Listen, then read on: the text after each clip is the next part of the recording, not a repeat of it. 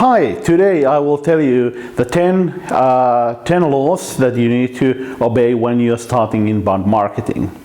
I've trained a lot of companies recently and found out that there are essentially 10 things that you need to keep in mind if you want to succeed in inbound marketing. So let's get going. The number one is forget content strategy. This is something that almost all consultants advise you to do, is to create a content strategy first. But the problem is that you don't know the market, you don't know your capabilities of creating content.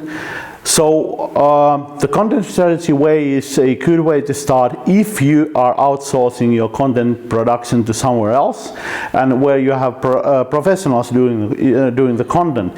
But if you are doing it yourself, it's better to start like startups do, that they start experimenting things and learning by doing. Number two, search for content audience fit. So as I said earlier, competition in content is always very, very different from what it is for your products. So you basically don't know anything about the content competition or where the niches, potential niches for your content are, and you have to search for that opportunity. At the same time, you need to tune your content so that it matches that unfulfilled need. Number three, share daily. You need to keep your social media accounts lively, and one way to do it is to share every day something.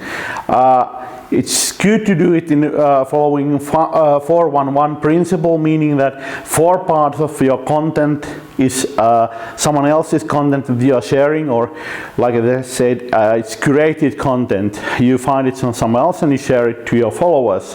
1 part is your own content and 1 part is your promotion, or telling about your company, or telling about your offers and so forth. If you follow that principle, you kind of have a good working social media account, which is not too much about marketing your products, and is still it's working. Number 4, blog once a week.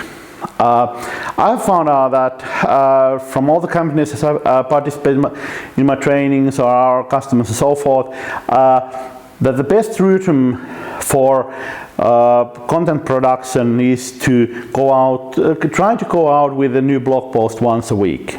So when you have it in your weekly schedule, in your weekly routine, you have a weekly meeting where you check where you're going and so forth. It's auto-healing, meaning that if you miss 1 week, the next week you'll get back on track. But if your schedule is once per every 2 weeks, it's so easy to get out of the rhythm altogether, and then it's 3 months and you haven't done anything. Number 5, quantity, direction, quality. So it's basically the same for content production when you're starting it as for a new salesperson. So first try to get the quantity up to the level where you want it to be. If it's a blog post once a week, concentrate on that. If it's share daily, concentrate on that first. And once you master that, then you can go to the next part, which is direction. So is this content really serving the audience that we are trying to serve? And once you have the direction also nailed, then you can go to the quality part, meaning that is it long enough? Is it good enough? Are the pictures perfect? Do we have all the different quotes for shareables and so forth, and optimizing the conversions? Number 6, inbound has a lot of learn like a juggler. So number 6 is learn like a juggler. So when you are starting something difficult like inbound or juggling, you start with one ball first, and once you master that, you add a second one, and once you are comfortable working with two balls, you add a third ball, and so forth. And the same is with inbound. You have social media, you have blogging, you have conversion path, you have SEO, you have whatever there are. There's a lot of activities happening in your inbound operation. So start from one thing first, like let's say you start from content curation.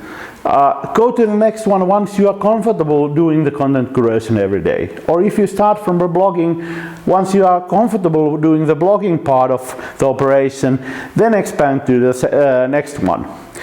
The actual order is up to you. Number 7, no bait, no leads. It's so simple. So whatever you do, you want to have the end result is leads that you are after, and you cannot get leads if you don't have a bait. Bait is basically an ebook, a webinar, or something like that, which you put behind a gate. It's called a gated content. We call it a honeypot. Write an ebook, for example, to get up and running. Number 8, newsletter once a month. Email strategy is very important in the whole operation, and a good way to start it is to aim for a monthly newsletter. You basically collect what new stuff you have published during the previous month, and you send it as an email newsletter to your followers. And once you get that up and running, you can obviously move to the next one. Number 9, do manually first, then automate. Meaning that when you are building the automated email sequences, or as we call them, nurture programs, it's better to start writing the emails for the first leads, just like you do all the emails in Gmail or Outlook or whatever, and send them manually. And that way you are much more likely to write a copy that really works and really touches the recipient, which is not too promotional or anything like that. So, and once you have sent a couple of those emails for every step of your program, and you know that you don't have bugs there, and the people don't come back that they misunderstand your mail or something like that, then copy paste those texts to the nurture program and automate it. And finally, number 10. Be ready to qualify. Inbound leads are quite different from your outbound ones. When you're doing outbound, you have defined your target group very well, and all the leads you're calling are basically already in your target group, and you are searching for those few who are interested about your offering. Whereas in inbound, the leads are from all walks of life who just happens to be interested about the content you have created and probably about the solutions you are offering. However, you don't know whether they are from the right industries, right size of the company, with the right position, and so forth. So you need to have a good working criteria that you can use to qualify the leads, at least on the first call with a lead. But usually those are not written in your sales strategy, so you better write down a few good points, how you will a few good questions how you will qualify an inbound lead. Otherwise, you will spend a lot of time with wrong customers, and your salespeople will feel that these are not the right kind of customers you are getting, whereas they don't find the right customers from the batch. So that was that. The 10 laws that if you follow those, you are likely to succeed when you are starting up your inbound operation. Thank you for watching. Hope you all enjoyed. Please subscribe and see you next time. Thank you.